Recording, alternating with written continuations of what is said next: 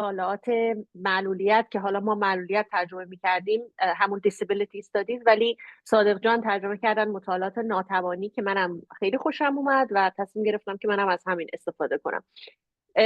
و این ویدیو رو دیدم و برام خیلی جالب بود به دلایل خیلی زیاد که و حالا میگم اون دلایل چی بودن و خیلی باعث دلگرمی من شد که بالاخره یه نفر به فارسی و تو ایران داره این رشته رو دنبال میکنه و راجبش تحقیق میکنه و به اصطلاح یه مروری از روی ادبیات این رشته انجام داده و اونو داره به اصطلاح به یه جمعی ارائه میده، جمع دانشگاهی، و به نظر من خیلی هم زبان قابل دسترسی بود، همه میتونن استفاده بکنن و توصیه میکنم که همه برن گوش بدن. حالا این ویدیو رو که من میذارم توی اینستا یه جوری فلگ میکنیم اون ویدیو رو که شما اون ویدیویی که صادق جان رفت و اونجا برنامهش رو ارائه داد اونو شما بتونید برید نگاه بکنید و برگردید به این گفتگو گوش بدید، چون که این گفتگو بر اساس اون گفتگویی که صادق جان انجام داده هستش. الان من یه لحظه صادق جان رو از دست دادم، فکر کنم احتمالا مشکل اینترنت باشه. من سعی میکنم که یه به اصطلاح مقدمه ای ارائه بدم که از اون گفتگویی که صادق جان انجام داده بودن، بعد بذاریم که خودشون صحبت بکنن. من دوستان، اونایی که میدونید و کار من رو دنبال میکنید، اینه که میدونید که من فعال حقوق معلولین هستم و در از زمانی که به اصطلاح خودم رو شناختم خیلی علاقه داشتم. خب فکر کنم صادق جان الان برگشتن به گفتگوی ما، الان قاعدتا فکر میکنم که جوین بشن. من افتادم خب بیرون. آها اومدین. منم آره. اتفاقا گفتم حتما مشکل اینترنته، ما همجور ادامه دادیم. من داشتم یه مروری میدادم و من حالا قبل از اینکه این مقدمه ها شروع کنم مهمان ویژه‌مو معرفی کنم. صادق جان دانشجوی سال سوم دکترا در رشته انسانشناسی خط مورب مردم شناسی هستن در دانشگاه تهران، همون انتروپولوژی خودمون. من از صادق جان پرسیدم شما دوست دارین من چی ترجمه بکنم؟ حالا گفتن که هنوز توافق جمعی وجود نداره روی ترجمه اینکه انسان شناسی یا مردم شناسی، بنابراین حالا بعدا خودشون برامون بیشتر توضیح میدن. ولی پژوهش اصلی کار دکتراشون روی همین مطالعات ناتوانی یا همون چیزی که ما همون disability studies میگیم و تا الانم به اصطلاح مطالعات معلولیت ما ترجمه کرده بودیم تا الان.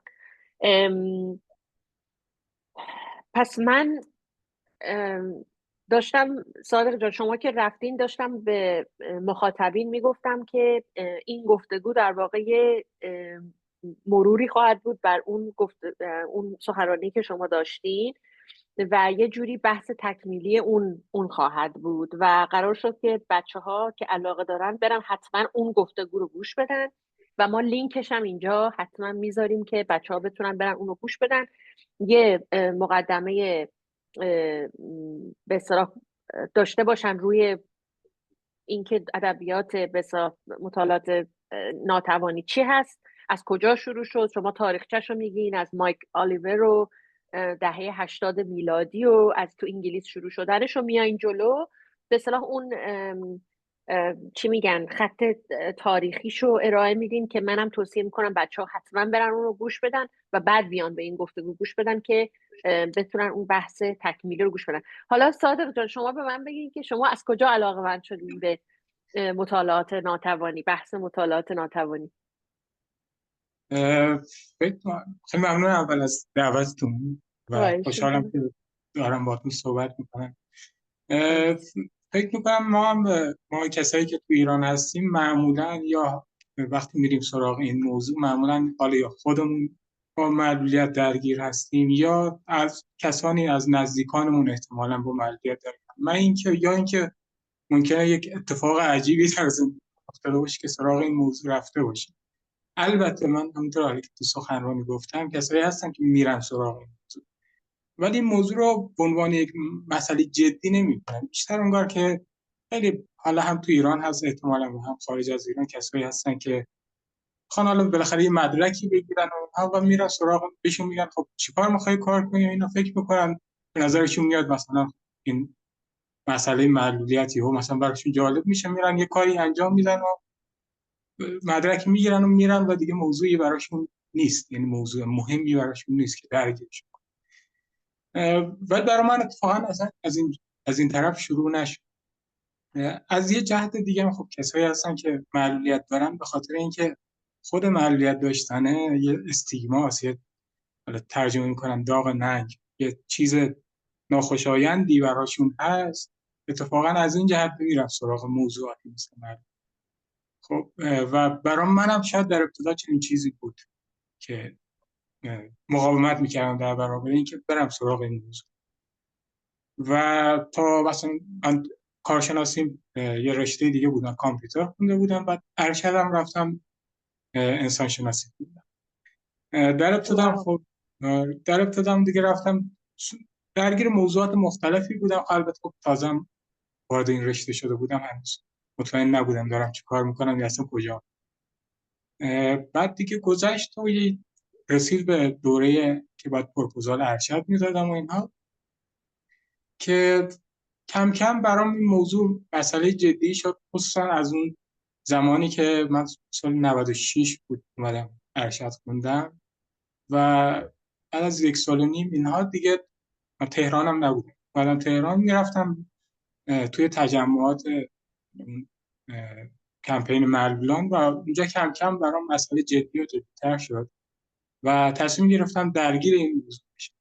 البته باز درگیر این موضوع شدن خصوصا از جهت رشته‌ای که من هستم برای من خیلی دشوار بود، چون که یه رویکرد متفاوتی داره حتی نسبت به اون چیزی که مثلا توی جامعه شناسی هست و این برای من خیلی سخت میکرد موضوع. و از طرف دیگه خب توی دانشگاه ما کسی نبود که توی این موضوع تخصص داشته باشه.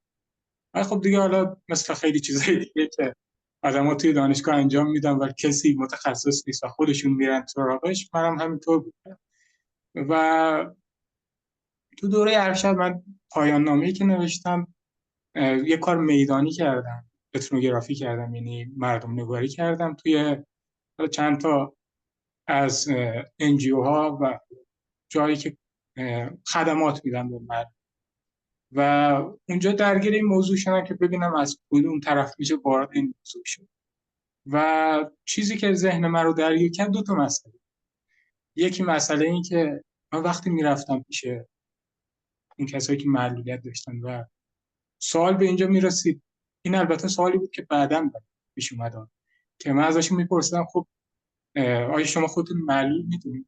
خودش خیلی مسئله مهمیه. مثلا معلول بودن به عنوان یک نامیدن شما به عنوان یک معلول برای شما اصلا چه معنایی داره؟ و با جوابای خیلی متناقضی روبرو میشه. بعضی وقتا میدیدم که یه عده گفتن آره من معلولم، مشکلی هم با این موضوع ندارم. بعضی وقتا میدیدم مثلا میگفت نه شما نگین معلول.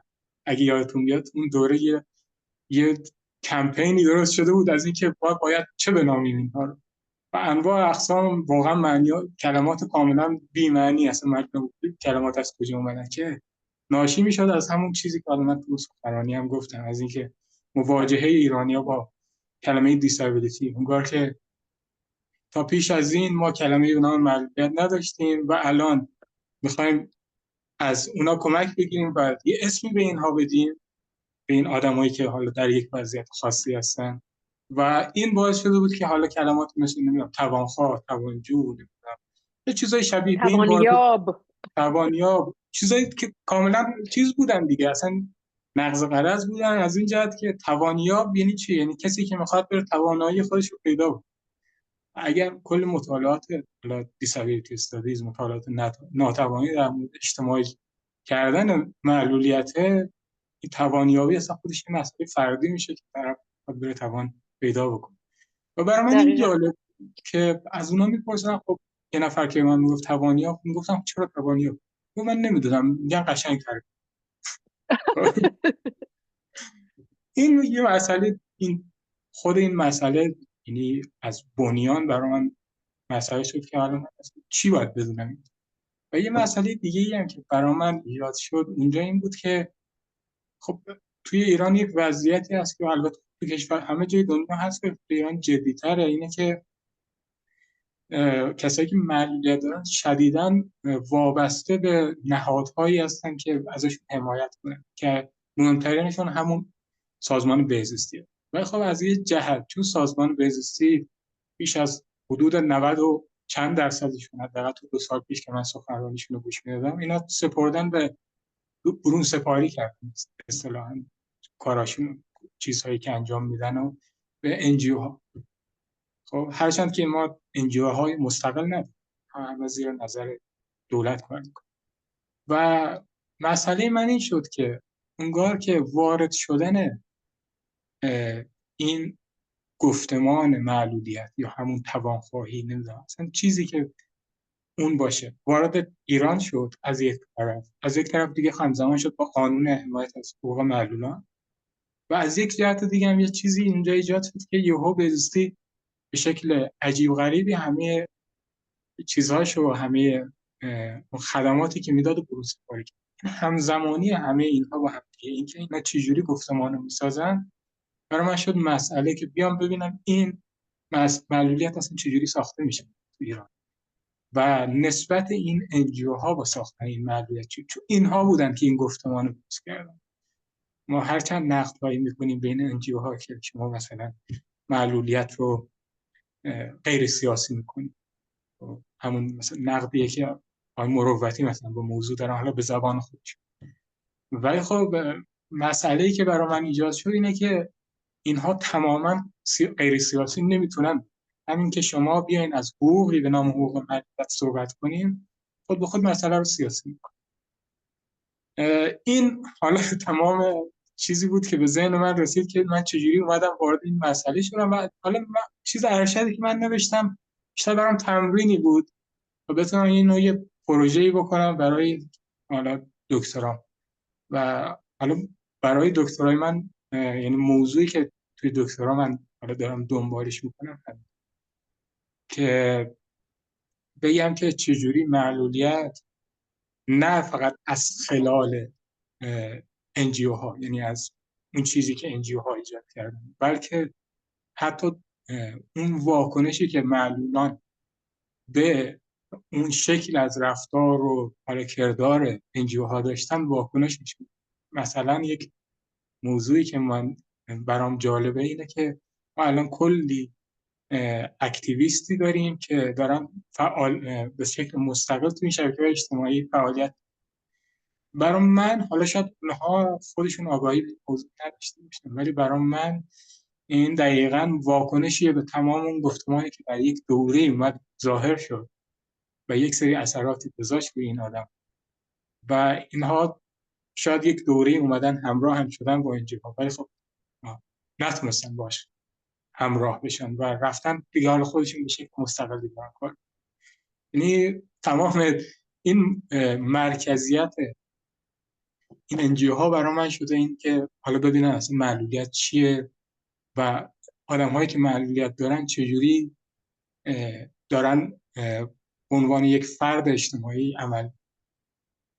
خیلی طولانی شد، ببخشید. نه نه، خیلی جالبه و فاسینیتینگ برای من. یعنی واقعا میگن food for the soul. اون روح هم تغذیه شد. اصلا برام باور نکردنیه که این کار میدانی به این مهمی، این ابزرویشن هایی که شما انجام دادین فوق العاده است و باید راجبش نوشتین دیگه. من گفتین راجبش نوشتین؟ آره من نوشتم مقالی رو، هنوز منتشر نشد. این در حال تموم کردن یک قسمت این از اینم که اول که یک در واقع اون سخنرانی که کردم یک قسمتش یک مقاله که نوشتم همینه که اول ورود انتقادی کنم به موضوع، بعد حالا دنبال اینم که بتونم یک حالا صورتبندی بدم از اینکه حالا چجوری ما میتونیم معلولیت رو ببینیم. البته خب میگم که تازه اول راه هم و حالا ببینم چجوری میتونم پیش برم. فقط من اینجا میخوام بگم که من دبیر قسمت جهانی Review of Disability Studies and International Journal هم و میخوام بگم که همینجا من زنبیلمو میخوام بذارم که ما خیلی دوست خواهیم داشت که چاپ بکنیم مقاله شما رو. من اینو بگم بسیار اینجا، خیلی ممنونم از شما. خوشحال حتما میشیم، باز خوشحالی من هم هست حتما و خیلی حتما برای ما خوشحال خیلی میشیم. عالی میشه. خیلی ممنون، چون ما این گلوبال سکشن رو ایجاد کردیم، در واقع این قسمت جهانی رو دقیقاً به همین دلیل که از تمام دنیا بتونیم این کارا رو جمع بکنیم و همش انگلیسی و مرکزیتشون دور انگلیس، آمریکا، کانادا و استرالیا نباشه و سعی بکنیم این داستانا رو جذب بکنیم. و یه کار جدیدی که ما توی این سکشن کردیم که حالا منم این وسط مثل چیز شدم پیام بازرگانی، ولی اینو بگم که ما تصمیم گرفتیم که به زبان مادری افراد این قسمت رو چاپ بکنیم که مجبور نشن حتما همه چی رو به انگلیسی. خب چون خیلی ها ممکن اصلا انگلیسی ندونن یا یعنی این حالت گیت کیپینگ که یا تو باید انگلیسی پرفکت به ما بدی یا ما هیچی تو چاپ نمی کنیم و برای اینکه از بین ببریم چند سال پیش من و یه دوست نازنینی دارم که یه توی هند مشغول هستش، تو همین رشته ما کار میکنه، ادبیات انگلیسی رشتهش، ولی خب تو همین منتقد ادبی و کارهای مطالعات ناتوانی و خودش هم معلولیت داره و نابینا هستش و اون و من با هم این سکشن رو به اصطلاح دعوا کردیم، یعنی با اون ادیتور سردبیر اصلی، و گفتیم که این سکشن باید باشه و به زبان مادری باید باشه و فقط یه ابسترکت به انگلیسی ما باید اینو تولید کنیم و اول خیلی مقاومت شد و بالاخره قبول شد. بعد از اون موقع اومدیم یه شعر چاپ کردیم که یه فرد لهستانی، یه زن لهستانی که دارای معلولیت داستانش رو به همون لهستانی نوشته، ما فقط یه ابسترکت گذاشتیم. البته فکر کنم خودش هم ترجمهش رو برامون فرستاده، میدونم حالا خودش خواست، یعنی ما نگفتیم تو حتما باید ترجمه کنیم. یه داستانم یه زن زندانی سیاسی کرد تو ترکیه که یه داستان به ترکی نوشته بود، ما همونو براش چاپ کردیم و خیلی جالبه که یه چند تا شبکه به اصطلاح خودشون خود به خود اینو به انگلیسی ترجمه کردن و ما فرستادن، باز ما نخواسته بودیم. فقط میخواستم بگم که یعنی این سکشن خیلی سکشن انقلابی هست به این دلیل که بسیار خواسته اون به هم بریزه اون روابط قدرتی که وجود داره که انگلیسی باید باشه و اینا، و از افراد معمولی، حتی یکی از رهیدگان اسیدپاشی که خودشون با 3 تا دخترشون مورد حمله قرار گرفته بودن و همشون به سوختگی پیدا کرده بودن، ایشون هم یه چیزی به فارسی برای ما نوشتن، ما اونجا چاپ کردیم که برای از شرکتشون توی یه تئاتر راجع به اسیدپاشی که ما اونم نوشتیم و من فکر میکنم که خیلی سکشن مناسبی هست که البته مال شما میدونم که احتمالاً به انگلیسی پرفکت خواهد بود، ولی ما میتونیم تو قسمت ریسرچش چاپ بکنیم، لازم نیست تو اون قسمت سکشن بسیار گلوبال باشه. من خودم هم یه چیزی چاپ کردم اونجا راجع به معلولین جنگی که بسیار جمهوری اسلامی اونها رو جانباز مینامه که خودش یه کلمه خیلی ایدئولوژیکی هست. شما هم به من ایراد گرفتین توی اون مقاله توی صحبتتون که من فکر میکنم قصدتون این بود که یعنی قسمت اولش رو بعدا صحبت میکنم چون فکر میکنم خیلی متوجه نشدم، ولی قسمت دومش رو شما گفتین که من باید راجع به فرقی که به اصطلاح معلولین جنگی با افراد دارای معلولیت معمولی دارن صحبت میکردم که من فکر میکنم یه منشن کوتاهی کردم که اینا یکی نیستن، ولی دیگه باز نکردم فرقشون رو و واقعا هم قصدم این نبود که بخوام راجع به اون فرق صحبت بکنم، بیشتر میخواستم حالا میگم چرا که به عنوان فردی که تو دهه 80 زمان جنگ متولد شده چرا این برای من مسئله بود و میخواستم خیلی راجع به این صحبت بکنم، حالا میگم. و بعد راجع به قشرهای دیگه هم صحبت کردم تو کتابم، ولی کتابم اکتبر میاد بیرون که خب شما مسلما احتمالا خب کتاب که نیست که شما خونده باشینش، ولی فکر میکنم مقاله‌ای که شما راجعش حرف زدین یه چیزیه که من 2017 نوشتم، اولین مقاله منه. فکر میکنم اونو شما راجعش حرف زدین که حالا توپ آره هزار چون تا من آخه قلم. آره من آخه 3-4 سال پیش دفاع این مال چیزی بود که تو دوره ارشدم من با مقاله شما روبرو آه شده بودم، یعنی از 4 تا اون چیز من بعد داشت. اون نوشتم. آره آره خاطر اون چون حالا با خصوص در مورد ایران بود و من داشتم تو اون دوره کل ادبیات مثلا این موضوع تو ایران سرچ کردم، تو ایران هم خارج از ایران. من از البته معدود مقاله‌ای بود که تو خارج از ایران من دیدم در مورد این موضوع، خاطر همین برای من تو ذهنم مونده بود. آره خیلی خوشحال شدم که اصلا بهش پرداخت شد و حالا میخوام بگم که چرا. فقط میخوام برم یه لحظه پاس کنم، یه ذره آب بیشتر برای خودم بیارم و برگردم. یه لحظه ببخشید من اینو پاس کنم.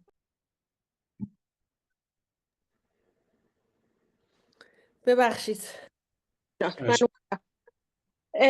اینجا نشستم داشتم پاشم، آبم هم تموم شد.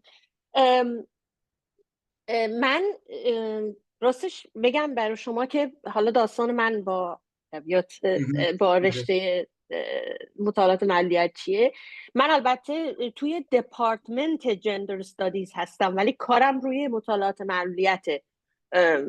بعدم من تو ویسکانسینم، تو مرز مینسوتا. والا من خیلی همیشه کلمه‌ای که آمریکایی استفاده میکنن fascinated، یعنی همیشه برای من خیلی جالب بود فرق بین انسان ها که چجوری این فرق ساخته میشه. خب حالا من ساخته میشه که چیزیه که بعدا یاد گرفتم دیگه، ولی به عنوان یه بچه من ترکی هستم که تو اصفهان بزرگ شده. حالا اینم این وسط بگم که میدونی که تبریزی ها و اصفهانی ها خیلی با هم خوب نیستن. من تقریبا تلفیق هر دو هستم. ما تو خب خیلی توریست داشتیم ما تو اصفهان و من تقریبا فکر میکنم 4-5 سالم بود که یه بار ما رفته بودیم. شما اصفهان بودین تا حالا صادق جان؟ آره رفتم تابستان، ولی ما رفتین؟ نزدیکیم به شما، من استان فارسی هم خودم. چرا صداتون نمیاد؟ نمیدونم صدای من درست، ای صدام نمیاد. بابا مشکل منه یعنی. آره ببینم شاید بشنوم صدای شما رو. میشه الان صحبت کنین؟ آره الان صدام آها میشنوی؟ نبم خیلی عجیبه، پس من اینو بذارم سر جاش چون این باعث بشه من نمیشم. بله ما یه بار رفته بودیم این یه هتل‌های خیلی زیادی داره دیگه اصفهان که مهمونم که آدم میاد همه میخوان خب آدم ببرن بگردونن آدمو.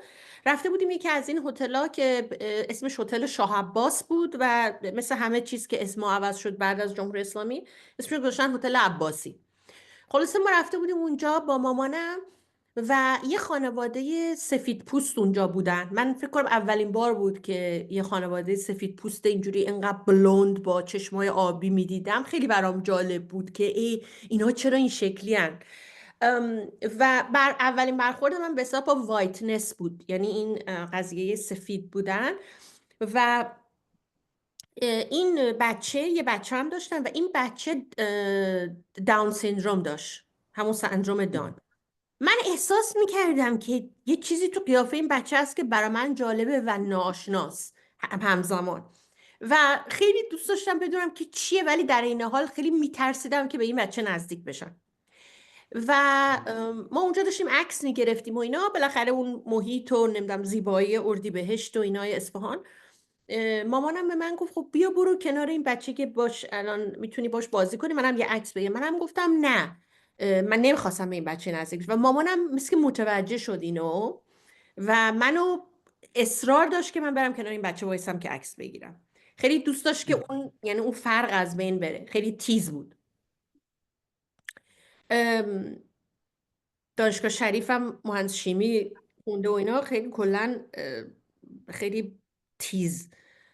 خلاصه من رفتم کنار این بچه وایسادم و عکس رو گرفتیم و این عکسم برای من یه خاطر شد. حالا شما قیافه من اگه تو این عکس ببینین، حیف که ندارمش نشون بدم، اینجوری هم من، یعنی این بچه که اینجا وایساده، من یه جوری یعنی با گردنم و بدنم خیلی خواستم یه ذره از این دور باشم و خودم رو جدا بکنم.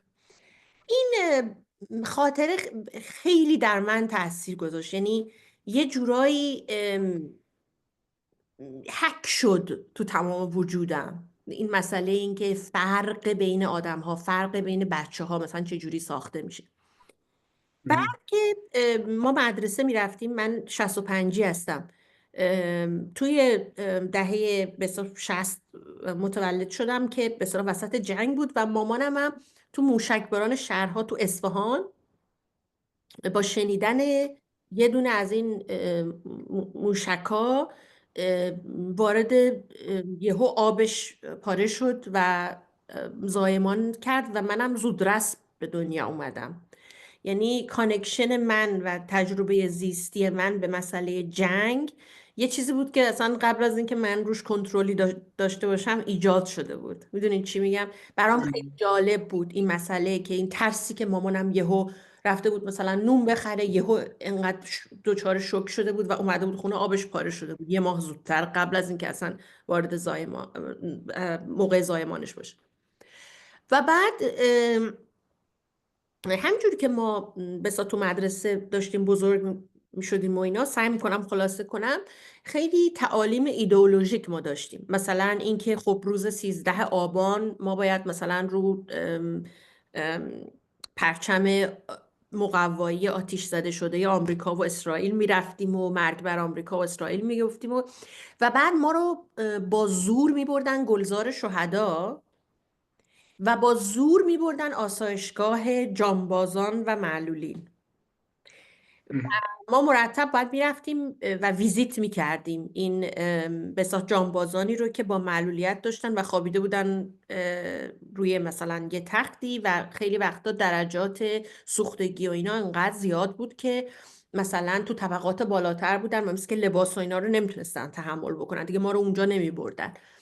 و یه بار که من وارد یکی از این اتاقا شدم که ما ناخونگیر رو زیر پیرنم آورده بودیم، چون مدیرمون فکر میکرد که بیشترین چیزی که اینا احتیاج دارن ناخونگیر رو زیر پیرنه. anyways ما اومدیم و یکی از این، حالا منم تصور کنیم که مثلا یه بچه‌م دیگه، مثلا حالا دختر بچه 10 ساله، نمیدونم 11-12 ساله، یکی از این معلولین کلش آورد بیرون از زیر لحاف و به من گفتش که میدونی، دارم سعی میکنم دقیقا کلماتش رو یادم بیاد، گفت 14 ساله یا 17 ساله هیچ کس سراغ من نیومده. یه همچی چیزی فکر میکنم حدود، گفت 14-17 سال هیچ کس سراغ من نیومده یا من هیچ ملاقاتی نداشتم. ببین الان بعد از این همه سال، من الان 38 سالمه، من این تصویر این آدم و اون بیکسیش و این که مثل موزه ما رو برده بودن که اینا رو ببینیم بدون اینکه حالا صحبت بشه از مشکلات معلولین، اینکه چرا اصلا این همه موانع، اینا مهم نبودا، مردن برای به اصطلاح حکومت و معلول شدن برای حکومت مهم بود، هیچ چیز دیگه مهم نبود اون واسه انسانیت اون آدم که اصلا انسان زدایی شده بود. یعنی در واقع یه تصویر شهید زنده بود. بابا شهید زنده یه آدم اونجا هست، زنده است هنوز. و این خیلی رو من تاثیر گذاشت، خیلی تاثیر گذاشت. و وقتی که رفتم کانادا، که من البته ریاضی خوندم تو دانشگاه تو ایران، بعد خیلی انقدر فسینیتد بودم، برام موضوع معلولیت جالب بود که وقتی که رفتم کانادا گفتم که میخوام برم دنبال همین، ولی نمیدونستم این رشته وجود داره، هیچ هم نبود به من بگه که مثلا این رشته وجود داره. رفتم یه رشته‌ای به اسم مددیاری کودکان و نوجوانان، بهشون گفتن child and youth worker، یه همچی چیزی، توی کالج. گفتن که خب اینجا میتونی یه فرصتی داشته باشی که با بچهای که معلولیت دارن کار کنی. ببخشید اینم خیلی طولانی شد، بساط داستانه، بساط خیلی طولانیه دیگه، یعنی واقعا دارم سعی میکنم کوتاهش کنم، ولی در این حال فکر میکنم برای شما هم احتمالاً جالبه. آره حتما جالبه. و به من گفتن که خب میتونی با بچه‌هایی که مشکلات رفتاری دارن یا بچه‌هایی که از خونه‌هایی هستن که حالا طلاق و ابیوز و مثلا ظلمشون شده یا سیستم کورت فاستر کیر میگن، چون اینجا میدونین که مثلا آسایشگاه به اون معنا که مثلا مثلا شیرخوارگاه آمنه مثلا وجود نداره، که اینجا شما اگرم یه بچه پدر مادر نداشته باشه یا ازش یا به هر دلیلی نباشه کسی ازش نگهداری کنه، وارد فاستر کیر میشه. یعنی یه خونه هایی به صورت موقت از این بچه نگهداری میکنن تا اینکه یه خونه دائمی براش پیدا بشه. یعنی یه چیزی مثلا یه آسایشگاه وجود نداره که این بچه بره. به من گفتن خب تو میتونی مثلا بچه‌هایی که معلولیت دارن رو باشون کار کنین. دیگه من از یه مدرسه شروع کردم برای کارآموزی. بچه‌هایی که معلولیت داشتن توی یه کلاس خاص بودن. دوباره یه مسئله که اینجا هست توی کانادا، منظور من الان آمریکا هستم، تو کانادا و آمریکا بچه‌ها تو مدارس جدا نمیرن، تو همون مدرسه عمومی میرن ولی تو کلاس‌های جدا میشینن که به اصطلاح اون استیگما نباشه، ولی در این حال آموزش خاصی که برای بسا اون بچه هست بنا به توانایی‌هاش داده بشه. من اونجا بودم و بعد رفتم توی گروپ هام جایی هست که بچه‌هایی که خود بزرگترن زندگی میکنن و حالا هر کدوم از اینا سوال شد بعدها میتونم توضیح بدم برای اینکه سریعتر بریم جلو. و بعد رفتم توی روانشناسی و بعد برای ارشد من یهو متوجه شدم که ما این مطالعات انتقادی معلولیت رو داریم تو دانشگاهمون، که من دانشگاه یورک بودم تو کانادا و خیلی ذوق مرگ شدم و فوری اپلای کردم و قبولم شدم و رفتم و پروگراممون پروگرامی بود که 12 ماهه بود، یعنی یه پروگرام کاملا 1 ساله بود، یعنی 1 سال کامل دیگه، یعنی تابستون هم باید میگذروندی که تزتو بنویسی. خیلی من با هیجان وارد شدم و متوجه شدم که اولا تقریبا بیشتر از نیمی از کلاس معلولیت دارن.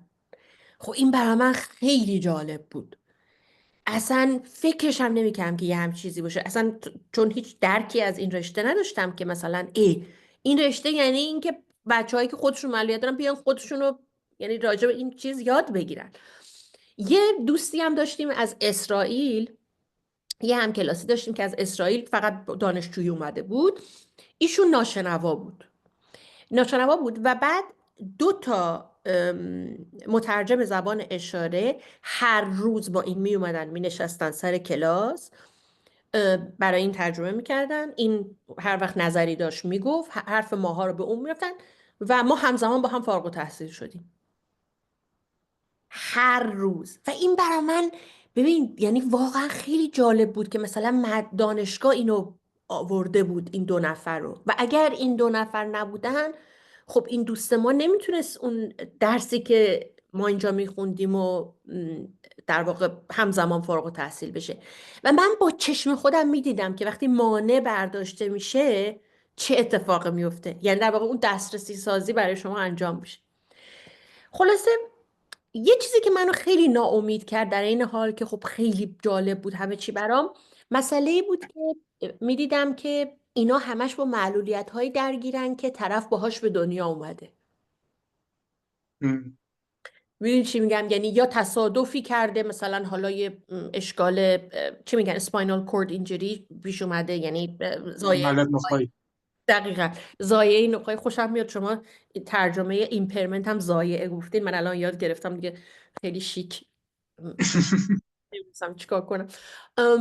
مسئله ایمپرمنت و دیسابیلیتی که شما فرقش رو تو مدل اجتماعی گفتین و اینا رو میگفتن، ولی اون چیزایی که من دیده بودم نبود. مثلا من دیده بودم که مردم اسید پاشی میشن، کور میشن. من دیده بودم که اون جانباز یا حالا معلول جنگی به من تنهاییشو با من شیر کرد و عدم دسترسی شو، و حتی مادر بزرگم رفته بود فلسفه درس بده، دبیر فلسفه بود، گفته بودن بابا اینا که نمیفهمن این چیزا رو، در حالی که اینا هیچ کدوم مشکل ذهنی نداشتن، چرا نباید میفهمیدن درس فلسفه رو؟ اون رنج هایی که من دیده بودم. یا مثلا من خیلی از با زندانیان دهه 60 کار کردم بعدها که بر اثر شکنجه معلولیت‌های ذهنی براشون ایجاد شده بود، یعنی پست تراما، تراماهای وحشتناک که حالا راجبش نوشتم. یا مثلا دیده بودم که یه نفر برای دزدیدن یه گوسفند دستشو قطع کردن، انگشتاشو قطع کردن، در حالی که دزدای بزرگتر هیچ وقت نشد. بسیار معلولیت هایی که من دیده بودم معلولیت های خیلی سیاسی بود، خیلی یعنی میگن personal is political، یعنی خیلی پولیتیکال تر از این بود که من فقط تصادف کنم یا با مثلا اوتیسم به دنیا بیام. من خیلی frustrated شدم از اینکه این بحثا نبود وقتی که من داشتم وارد این رشته شدم. و بنابراین و یک مسئله هم که بود مرکزیت غرب بود، همش آمریکا، انگلیس، استرالیا و کانادا. در نتیجه من 2 تا اینترونشن تصمیم گرفتم بکنم در طول این سالها. یکی این بود که این گفتمان رو جهانی ترش بکنیم، که یه مدل خودم نوشتم اسمش رو گذاشتم Transnational Disability Studies، یعنی مطالعات ناتوانی که فرامرزی باشه، تو مرز گرفتار نشه. و تمام تز دکترام هم اصلا راجع به همین ترانزنشنال مدل بود، مدل جدیدی که نوشتم که از مدل اجتماعی فراتر میره، مدل اونا رو در خودش داره ها، نه اینکه با اونا مخالفت کنه، ولی میخواد یه چیز بزرگتری رو تعریف بکنه. و ترانزنشنال و دوم این که راجع به مسئله ایجاد معلولیت با خشونت و با عدم حقوق برابر، مثل همین قطع دست، چیزایی که من دیده بودم، زندان، ظلم، جنگ. و خب اولین چیزی که ذهنم رسید همین معلولیت جنگی بود که راجبش حرف زدم. ولی خب دیسکورسی غیر از این دیسابیلیتی در اختیار نداشتم. یعنی اون قسمت اول نقد شما رو نمیدونم دقیقا متوجه شدم یا نه، ولی شما گفتین از دیسابیلیتی استفاده کردم، تنها چیزی که در اختیار داشتم دیسابیلیتی بود. یعنی هنوز اونقدر ذهنم چیز نشده بود که الان ووند رو انتخاب کردم، زخم. الان اسم کتابم هست Wounded Body Minds، بادی مایند هایی که زخم شدن. ولی ببخشید منم خیلی زیاد حرف زدم، ولی خواستم یه ذره کانتکست بدم که اون بستری که من سعی کردم توش فکر بکنم روشن بشه. خیلی جذاب بود، نه برای من که همیشه، حالا حداقل برای مایی که حالا علوم اجتماعی میخونیم حالا یا علوم انسانی میخونیم، این روایتات واقعا خیلی جذابن، خیلی به آدم ذهنیت میدن و اتفاقا همیشه مواجهه محقق با خود موضوع من فکر میکنم از مهمترین بخش‌های هر پژوهشی است که آدم‌ها باید همیشه برگردن به اون لحظه اولی که چجوری با این موضوع مواجه شد. و آره، و این چیزی که حالا میگین برای من خیلی جالبه، این حالا اینکه چجوری مواجه بشیم اون گفتمان یا اون حالا مفاهیمی که آدم در اختیار داره. این شکل مواجهه منم با این موضوع مثلا معلولیت، این از ناشی میشه از اون همه بحثایی که تو خود حالا رشته ما بوده، حالا توی این که بخوایم ما حالا چی میدونم دیکولونایز بکنیم، استعمارزدایی اصطلاحاً بکنیم، و نمیدونم ایده های مختلفی تازه اومدن، نمیدونم هستی شناسانه نگاه کردن و همه این موضوعات.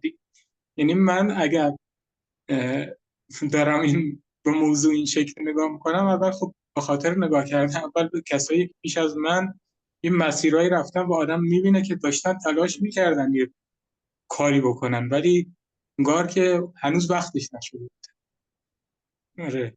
و از یه جهت دقیقاً اون کاری هم که شما کرده بودین حتما اون موقع هنوز وقتش نبوده که به این برسیم، ولی خب حتما داشتین به این فکر میکردم که یک جوری همین که شما داشتین به موضوع حالا جانبازی یا چیزی شبیه به این فکر میکردین، نشون دهنده این بوده که شما میخواستین از اون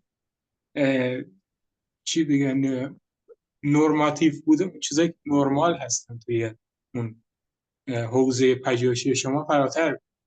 دقیقاً. آره، من فکر میکنم این کاری که من دارم میکنم در نهایت ادامه دهنده اونه. من اتفاقا از اون آدمایی نیستم که دیدین بعضیا که وقتی شروع میکنم به بحث کردن کلا همه رو میخوان رد بکنن و اینها. من اتفاقا فکر میکنم که نقد کردن آدم ها به یک معنا اهمیت دادن کاریه که اونها کرده.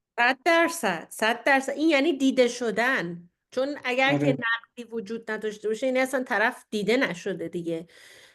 کاملا همینطوره. من وقتی که مسابقه میدونید دیگه بزرگترین انجمن مطالعات معلولیت در آمریکا و فکر میکنم حالا به شکل جهانی Society for Disability Studies، جامعه مطالعات معلولیت، که متاسفانه الان ورشکست شده و پول نداره و خیلی هم واقعا غم انگیزه که الان ما دیگه بعد از کووید یه بار یا 2 بار تونستیم کنفرانس همون رو برگزار کنیم. دیگه این کنفرانس جامعه معلولیت از بین رفته. جایی هم که من بودم، من دانشگاه ایالتی اوهایو بودم، 2-3 تا پستاک اونجا انجام دادم. دفعه آخر اونجا بود. مارگارت پرایس رو نمیدونم میشناسین یا نه، یکی از کساییه که تو مطالعات مد استادیزه. مد استادیز رو نمیدونم چجوری باید ترجمه کنیم. مطالعات جنون. مطالعات جنون، آره. اون آورد اونجا، چون خودش اونجا بود، منم اونجا پستاک بودم، این همه چی رو آورد اونجا و خیلی لطف کرد، در واقع جا درست کرد برای این رشته. anyways خلاصه من اونجا یه مسابقه شرکت کردم و دوم شدم تو مسابقه پیپر. حالا پیپر اصلی چون راجع به ADA بود اول شد. راستش رو بهتون بگم Americans with Disabilities Act چون در واقع راجع به آمریکا بود، خودم اینجوری فکر میکنم، حالا شاید من اشتباه میکنم. Honorable Mention رو به من دادن، یعنی دوم شدم من برای همین پیپری که راجع به معلولین جنگی نوشتم. منتها پیپریه که سالها بعد پابلیش شد، یعنی همین مثلا 1 سال پیش پابلیش شد. اینقدر میدونین دیگه پروسه پابلیش طول میکشه، ریویو میشه، ریویو اول، ریویو دوم، نمیدونم فلان. یعنی مثلا فکری که تو 2015 شروع شده مثلا پیپرش 2017 میاد بیرون، میدونین دیگه طول میکشه. خلاصه اونجا وقتی که طرف اومد پیپر منو توضیح بده راجبش، گفت unusual paper. یعنی خیلی جالبه که من توی این رشته یعنی شرکت کردیم و مسابقه دادیم و اینا و گفت خیلی unusual، یعنی خیلی به نظرش عجیب بود که مثلا بحث راجب مثلا معلولین جنگیه و یه همچین توضیحی داده شده. و برای من خیلی جالب بود چون من خب تقریبا 20 سالم نشده بود از ایران خارج شدم، یعنی نه اونجور مثلا سواد درست حسابی مثلا دانشگاهی داشتم یا دسترسی داشتم به امکاناتی که برم درست تحقیق انجام بدم. سنم کم بود، ریاضی خونده بودم، مثلا تو این رشته ها نبودم. ولی خب بعدها تنها چیزی که در اختیار داشتم مثلا همین وبسایت هایی هستش که معلولین جنگی میرن توش کامنت میذارن، مثلا چه میدونم یه قانون جدید میاد، مثلا بنیاد مثلا جانبازان باید مثلا فلان سرویس را به جانبازان بدهد. حالا درسته یه عده خیلی کمی نور چشمیان، ولی اکثرا اینا واقعا مشکلات وحشتناکی دارن که بهشون اصلا رسیدگی نمیشه. میدونید چند تا جانباز سال خودشو آتیش زده زنده روبروی بنیاد شهید و همسرانشون، بچه هاشون که خودکشی کردن. خب خیلی واقعا. و من تنها سورسی که داشتم این بود که برم این کامنت ها رو بخونم که اینا می نوشتن که مثلا وای من مثلا رفتم تو بنیاد شهید، اینجوری به من فوش دادن، اینجوری منو کوچیک کردن، به من گفتن تو دروغ میگی، تو اصلا جانباز نیستی، نمیدونم فلان. تنها سورس من اینا بود و من فسینیتد شده بودم با اینا و این حرفایی که اینا اینجا میزدن که مثلا نگاه کن چه حقیقتی رو اینا دارن اینجا بیان میکنن. تو لابلای این کامنت ها در واقع داری کار میدانی از راه دور انجام میدی. خلاصه وقتی که شما شنیدم که دارین صحبت میکنین یعنی واقعا خیلی خوشحال شدم صادق جان و احساس میکنم که این کاری که شما دارین انجام میدین یه راهی رو دارین شروع میکنین که در واقع پیو میکنین، چی میگن، شخم میزنین، یه راهی برای دیگران ایجاد میشه که واقعا فکر میکنم خیلی با ارزشه، هم از لحاظ اپیستمولوژی به اصطلاح اون و هم از لحاظ empirical evidence، یعنی روش های تحقیق در جامعه ایران با توجه به شرایطی که وجود داره از لحاظ حالا محدودیت های خودش. اصلا توی متدولوژی هم باید راجبش بحث بشه، اپیستمولوژی بحث بشه، تو مطالعات معلولیت بحث بشه، توی ادوکسی باید بحث بشه. و یه چیزی هم بگم به عنوان چیز نهایی که میخواستم بگم و شما رو دیگه خیلی خسته کردم، این بود که من یه چیزی که برام خیلی جالب بود اینه که متوجه شدم تو همه دانشگاه ها، هم تو کانادا هم تو آمریکا، یه دفتری هست به اسم اکسس سنتر، یه مرکزی برای دسترسی سازی که اونجا میتونی بری بگی که خب من مثلا این دایگنوستیس رو دارم، این دکتر مثلا به من گفته تو افسردگی داری، اضطراب داری، ADHD داری، اوتیسم داری، اینا، و من این سرویس ها رو احتیاج دارم برای اینکه موفق بشم. مثلا یه جایی باید مثلا امتحانم رو بدم که سکوت باشه، کسی دور و برم نباشه، یا مثلا که فلان خودکاری که نوت برمی داره استفاده کنم. این برام من یه چیزی بود که من هرگز ندیده بودم، نشنیده بودم راجبش. نظرتون راجب این اکسس سنتر چیه صادق جان؟ آره من شنیدم خیلی در مورد این، و خب بخواید من خودم از تجربه بودن تو دانشگاه بگم. من بگی. خب توی دوره لیسانسم چون موقع خانواده احساس میکردم من معلولیتم خیلی چیزه، معلولیتم به اصطلاح بهش میگم مینیومننگوسل، یعنی معلولیت نخاعیه، آها.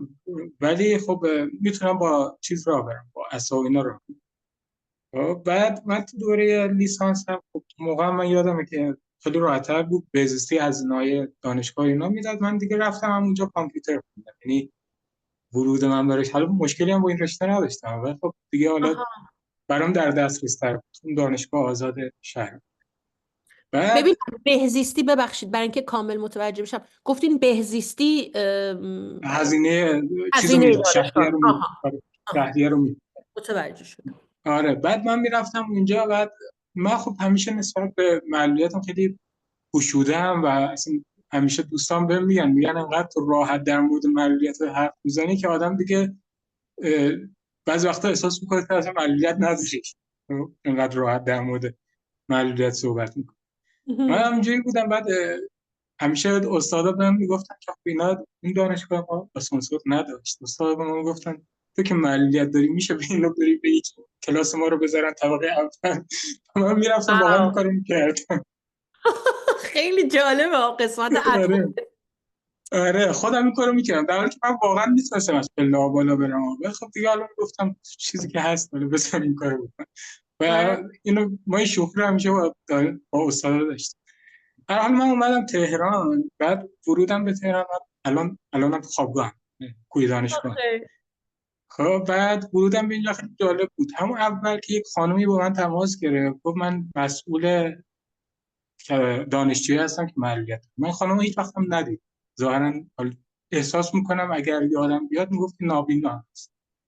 بعد این آه. تماس میگیره به ما، میگفت که مثلا چیکار بکنه چیکار نکنه اینا، که یه جورایی به ما چیز میداد دیگه، مثلا خط میداد که چیکار باید بکنی، چه حرفایی باید بزنی که بتونی خدمات بگی. چقدر این جالب.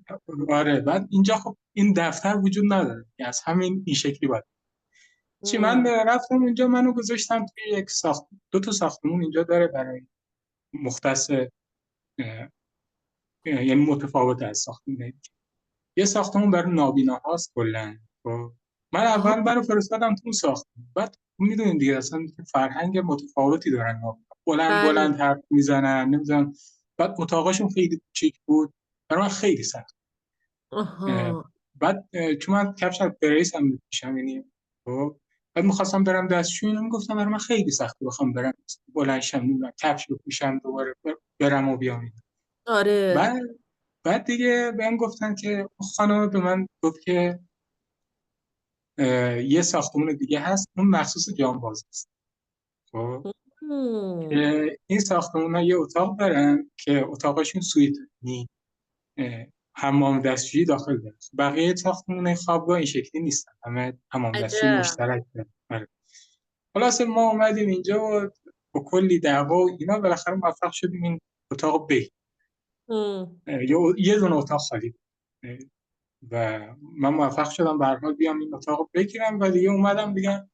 ارشدم هم که تموم شد دیگه منو شناختن دیگه، این مسئول خوابگاه و همه اینا دیگه منو شناختن. بعد ارشدم تموم شد، یک سال و نیم هم دانشگاه نبودم، بعد اومدم دانشگاه و رفتم به مسئول خوابگاه گفتم من الان اتاق میخوام. گفت خب همون اتاقی که موقع بودی برو دوباره تو همون اتاق. بعد آها. خلاصه دیگه من اومدم توی اینجا می اتاق مثلا هم اتاق من خب حالا اینم جالبه دیگه، کیفیتی که اتاق من داره تقریبا، یعنی اتاق این ساختمون داره تو هیچ کدوم از ساختمونای خوابگاه این کیفیت نیست. همیشه دوستام که میان اتاق من یه احساس شرمی دارم از این که چقدر اتاق من خوبه، اتاق اونو بده.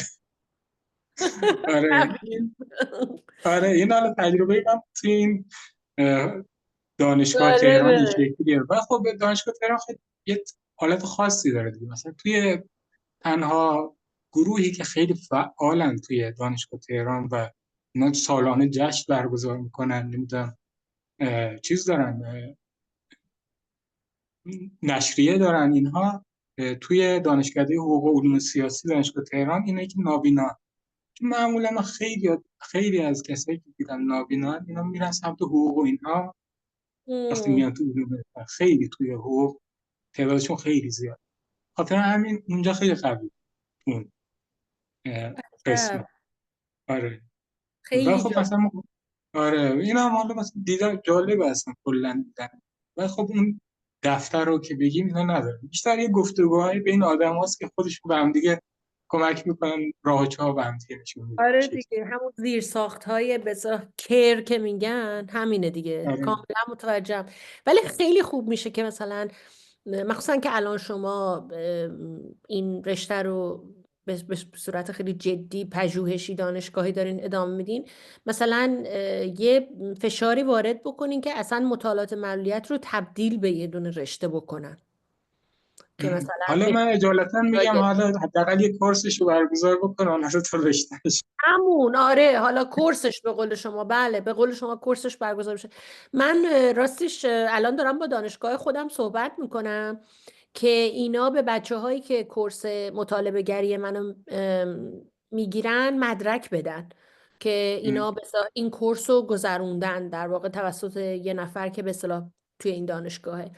و خودم هم راستش درست اسمش مطالبه گریه، ولی من خیلی سعی کردم که از بحث همون مدل اجتماعی و اینا به اصطلاح اینفیوز کنم داخل اون روابط قدرت، اون سلف مپینگ، به اصطلاح خودم کجا قرار دارم. سعی کردم همه اونا رو یعنی فقط مطالبه گری ادوکسی خشک و خالی نیست که مثلا حقوق منو به من بدین، مثلا سلف ادوکسی. خیلی سعی کردم که اون بحثای تئوریکو واردش بکنم. ولی خب حتی اگه اینم مدرک بده، این کجا و تو خود دانشگاه های ایران آدم بتونه درس و برداره به استاد کجا؟ آره امیدوارم یه وقتی این بشه. مثلا خب ما الان دانشگاه چیزی داریم دیگه، بهزیستی و نمیدونم علوم توانبخشی و چیزی، فکر کنم عنوانش اینه اگه بیاد بیارم درست. حالا من آها. خودم که اونجا نبودم و خب اونجا قاعدتا باید جایی باشه که در مورد این موضوع خیلی صحبت بشه. و خب من از حالا به واسطه دوستان دیگه که اونجا بودن میپرسم، میگن نه به شدت هستن. حالا کسایی که مثلا کنم آقای کمالی هست اگه اشتباه نکنم که حالا تو این موضوع از پیشروان نوشتن مثلا در مورد این موضوع بودن. و خب به طور کلی میگن نه اتفاقا اونا از لحاظ مثلا نظری، از لحاظ تجربی اینها خیلی توی همون حیطه نمیدونم پزشکی چیز موندن، خیلی آگاهی به چیزای نظری نداره. و اتفاقا کی سال 97 از طرف بهزیستی تهران ما رو یه زنگ زدن به من، یعنی اینا به شهرستانی مختلف گفتن. بعد مددکار من توی شهرمون به من زنگ زد، گفت که یه همچین یه برنامه میخوام بذارم با نخبگان دارای معنی ام. و شما میری. گفتم باشه ببینم چه خبر. حال من هر جایی هر اتفاقی در مورد این موضوعات بیفته من خبر دارم دیگه. حالا اگه خودم باشم که دیگه حتما. اتفاقا اون موقع هم کی بود، یعنی دوره روحانی بود دیگه. خب، آها. بعد ما رفتیم اونجا، چند نفرم دعوت کرده بودیم، یه 100 نفری بودن تقریبا. با رئیس بهزیستی جلسه بود و نمیدونم رسانه بود این صحبت. آها. منم حالا 4-5 نفر صحبت کردم، منم اونجا صحبت کردم. اتفاقا چیزی که من اون موقع در موردش صحبت کردم همین بود که بهزیستی به عنوان حالا کسی که سازمانی که متولی این هست، مثلا ما یه دانشگاه نمیدونم علوم بهزیستی هم داریم، چرا اینا نمیان فشار بیارن که همین یک درسی حداقل داده بشه به مطالعات معلولیت. من اون موقع حالا صحبتش هم کردم میدونی که ماها خیلی جدی گرفته نمیشه. بله میدونم. اصلا کلا ولی این موضوعیه که جدی گرفته نمیشه. بعد اصلا آرگومنت شما هم همین بود دیگه تو گفتگو که میگفتین این موضوع هنوز نشده، یعنی موضوعی که ما بخوایم راجبش بشینیم بحث کنیم و مسئلهش رو باش درگیر بشیم نیست هنوز این موضوع. آره یا حالا به همون شکل اخلاق گرایانه پزشکی هنوز اونجوری بهش نگاه میشه. دقیقا همینطور. و خیلی برام جالبه که این بچه هایی که همین گروه مطالبه گری که این کلاس رو من مثلا براشون گذاشتم، خیلی برام جالبه که الان تو پروژه های ایندیویدوال فردی خودشون که کوچینگ قرار ما بکنیم، خیلی هاشون راجع به همین موضوع صحبت میکنن که چرا مینستریم نیست، یعنی علاقمند شدن به موضوع مطالعات همین معلولیت ناتوانی که اینقدر براشون جالب شده که میگن ما میخوایم بریم اینو درس رو بخونیم، این درس کجا هست، ما مثلا بریم اینو یاد بگیریم. و واقعا اگر این ایجاد بشه، یعنی هیچی به اندازه این که ببینی مشکلات تو وارد مینستریم دانشگاه شدن توانمندساز نیست.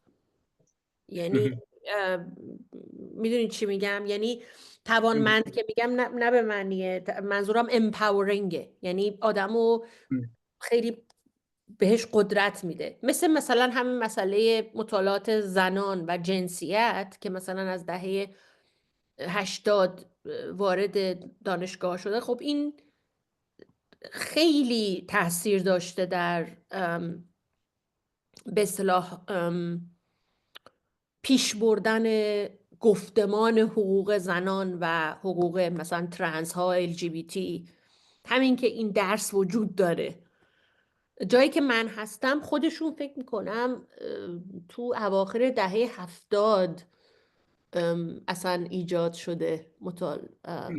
Women's Studies بود که بعد با Race and Ethnic Studies merge شدن بعد از کرونا. الان شده Gender and Sexuality Studies. ریس و یعنی جندر و اینا رو همه رو یکی کردن اینجا مرج کردن که البته کار خوبی هم هست. یعنی به نظر من، چون ما از اول هی میگفتیم اینترسکشنال برخورد کنیم، یعنی همه چی رو بیایم متقاطع برخورد کنیم، ولی خب چطور میتونیم متقاطع برخورد کنیم وقتی همه اینا دیسیپلین های جدان؟ البته شاید پرو و کان داره ها، یعنی اونم شاید یه ادوانتجایی داره یه دیس ادوانتجایی، ولی برای من خیلی ریفرشینگ بود که دیدم ریس، جندر و سکشوالیتی یه جا داره بحث میشه ازش. و خودم هم البته شما خب بهتر از من میدونید که مثلا خود کل این موضوع جندر و ریس و اینا همش زید هم ماینورتی هم دیگه، مثلا از این جهت فکر میکنم یکی هم، یعنی مسئله شون یکیه. دقیقاً یکی هست هم یکی نیست. یعنی یه حالتیه که مثلا من خودم اینجا که شروع کردم کورس دیسابیلیتی نبود.